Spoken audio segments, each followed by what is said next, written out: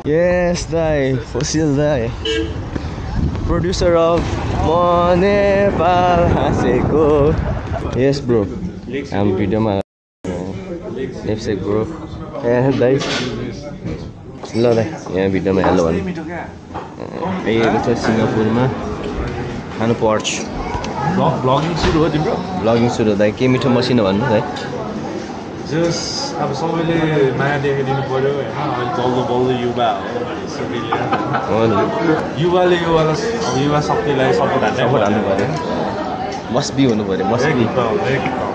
मैले के भन्नु पर्यो तपाईँको लभ केटी कहाँ छ भन्नु कुन चाहिँ लभ केटी यहाँको लभ फेरि त्यसो नभन्नु सबैले हेर्छ फेरि ल सिक्रीमा दाइको एउटा लभ केटी चाहिँ सिङ्गापुरमा छ सिङ्गापुरमा छ है ल अब खानपिनको तिर सुरुवात योगेश दाइ